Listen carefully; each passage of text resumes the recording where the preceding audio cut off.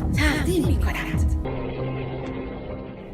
داستان کوتاه بفرینه، نویسنده علی اشرف درویشیان، راوی شیوا شرفپور، تهیه شده در مجله اینترنتی آوای بوف. بفرینه تند به گوش خود دست کشید. نوک انگشتان خود را با دقت نگاه کرد تا مطمئن بشود گوشش خون آمده یا نه. مادر به شوخی گفت: هی گوشت افتاده و تو خبر نداری. باید امروز بروم سراغ مام و مقدور یک گوش بزغاله برات بخرم. پسرکی در روی زمین خاکی ایوان زیر خود را خیس کرده بود و داشت انگشت از گل زیر خود میخورد. زن به پسرک رو کرد: یوسف، ای توف به کار و کردارت.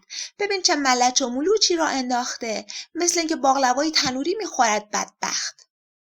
حبابی روی یکی از سوراخ‌های بینی پسرک هی بزرگ و هی کوچک میشد. یوسف با کونخیزه خود را به مادر رساند. بفرینه خود را از قید دوزانوی مادر بیرون کشید. زن با گوشه پیرهن دماغ بچه را گرفت، انگشت در دهان بچه گردانید و تکه گل بیرون آورد. حباب روی گل بته سرخ پیراهنش سرید و آرام کوچک شد تا به هیچ رسید.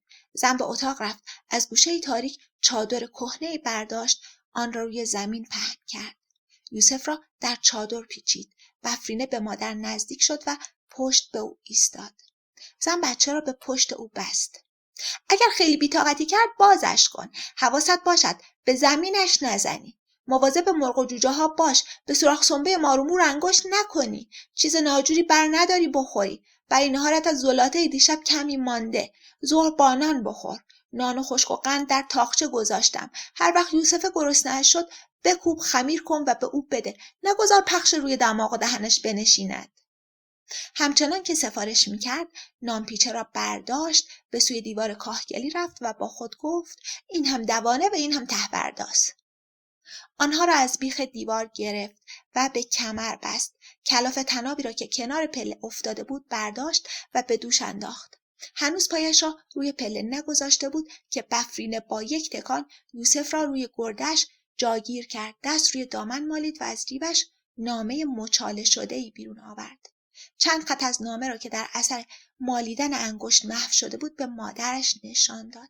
گردن کج کرد خجولانه و با التماس گفت: ننه، باز هم برایم میخوانی؟ زن برگشت. لبهایش به لبخند کمرنگی باز شد. نامه را از دختر گرفت، به چهره رنگ پریده او خیره شد. دارد دیر می شود. 2 روز است که این نامه آمده و من 1000 بار آن را برای تو خواندم. به خدا خسته شدم. ناگهان دلش سوخت. دستی به موهای بفرینه کشید.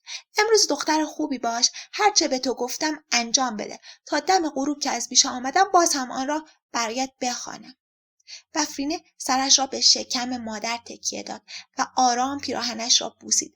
نامه را قاپید و در جیب گذاشت. 2 دست را از پشت زیر نشیمنگاه بچه قفل کرد.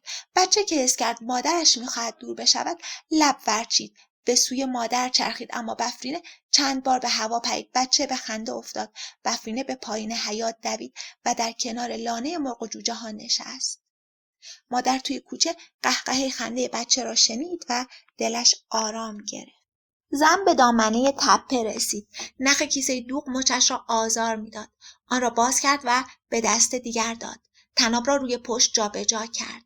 به راه پیچ در پیچی که از نوک تپه به پایین می آمد و پهن می شد چشم دوخت. مردی در تقلای پایین سراندن توده هیزم در راه مارپیچی بود. گاه توده هیزم مرد را به دنبال خود می کشید و او را از خط مارپیچی خارج می کرد. غبار غلیظی در پی او به هوا می رفت و مرد را برای چند لحظه در خود می پوشاند. مام و مقدور چوپان چند گام دورتر از گله با بیلکانش ریشه خوردنی را از دل خاک بیرون می کشید و آواز غریبانه‌ای می خواند. با گاواهن غم زمین غم را شخم زدم و در آن دانه غم پاشیدم. حاصلم غم بود. آن را با داس غم درو کردم. دانه های غم را به آسیاب غم بردم. آرد غم را با آب غم خمیر کردم و در تنور غم پختم. نان غم را بر سفره غم گذاشتم. هم سفره‌ام غم بود. در کنارش نشستم و با غم خوردم. سلام علیکم مام و مقدور. پیرمرد کمر راست کرد و گردن چرخاند. سلام علیکم. و علیکم السلام سلیمه خانوم. چه خبر از همه؟ نامش 2-3 روز پیش آمده. نوشته تا چند روز دیگر مرخصی میگیرد و میآید که سری به ما بزند. پناهش به خدا، به خیر و سلامت بیاید انشاءالله. سلامت باشی مامو، خدا تو را حی پیر و حی جوان بکند. سلیمه به درخت بلوط پای تپه رسید. کلاغی بر درخت نشست و 3 بار غار زد. سلیمه به کلاغ گفت خیر خبر، خیر خبر، خیر خبر. انگشت اشاره‌اش را قلاب کرد و عرق ابروها را گرفت. پشت خم کرد و پا به راه مارپیچی گذاشت. در نیمه راه به مردی که بار هیزمش را پایین می‌آورد رسید. همسایه را شناخت. مانده نباشی خال مولود. ساق و سلامت باشی خواهرم، چه ناوقت آمده ای؟ سلیمه نفسی تازه کرد. زن بچه دار نصفش مال خودش نیست خالو. تا بچه ها را رو به راه کردم نیمه روز شد. مرد گفت خب خوبیش اینجاست که در روز بهاره هر کس به آرزویش میرسد. هر چه بخواهی روزگار دراز است. به بالای تپه به نقطه دور اشاره کرد. مواظب بیشه باش، جانورها از غرش میگ و میراژ به وحشت افتادند و ناغافل حمله میکنند.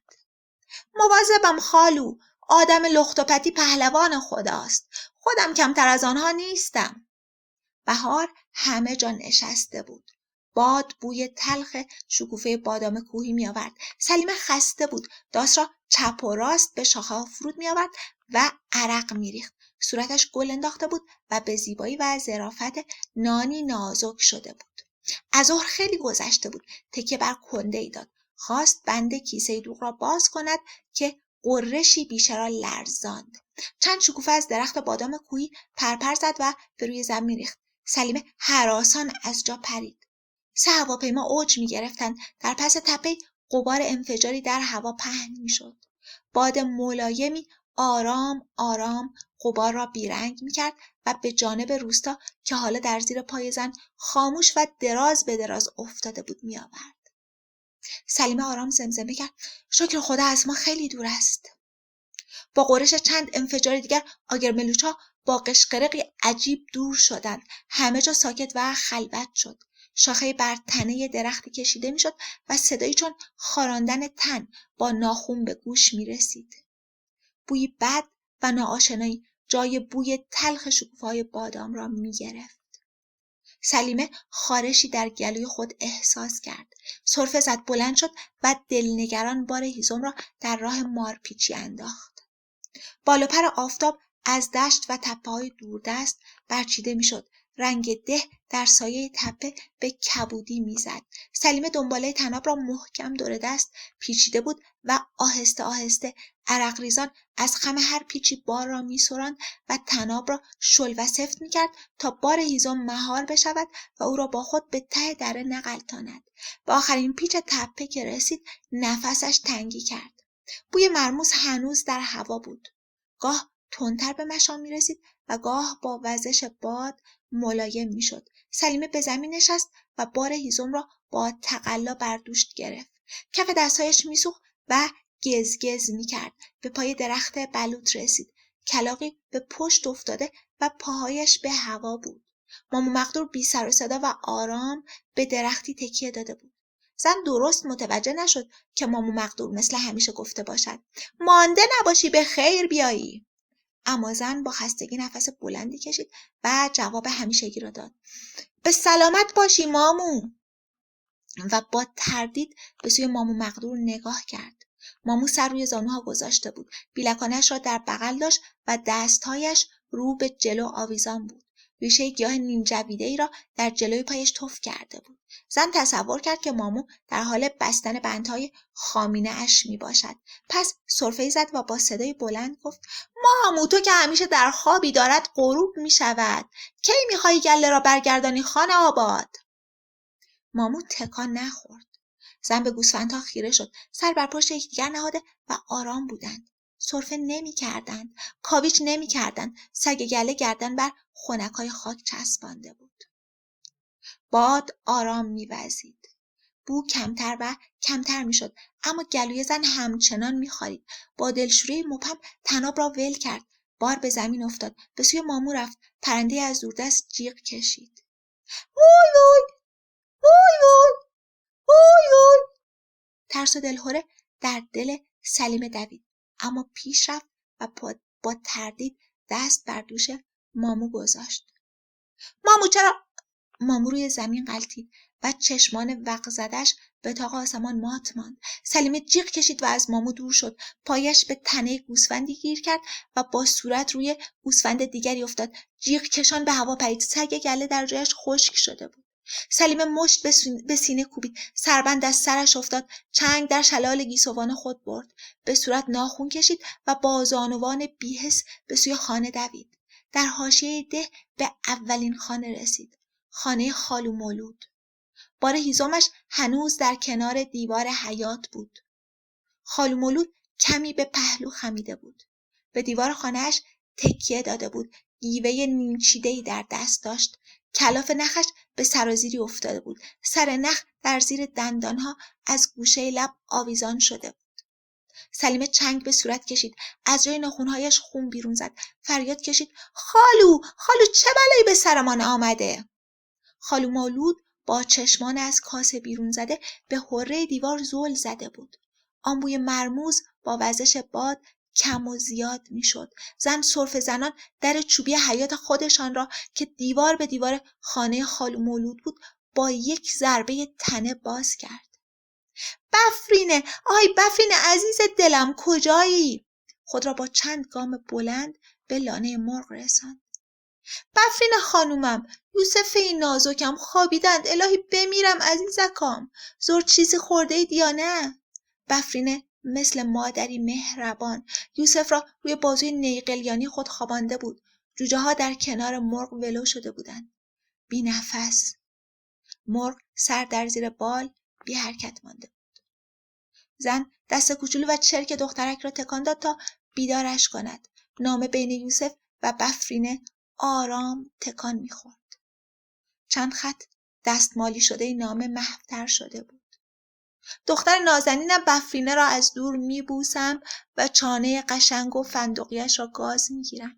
تا چند روز دیگر از صاحب کارم مرخصی می‌گیرم و موچه مرده‌ای بر روی چانه کبود بفرینه به خرده نانی چسبیده بود.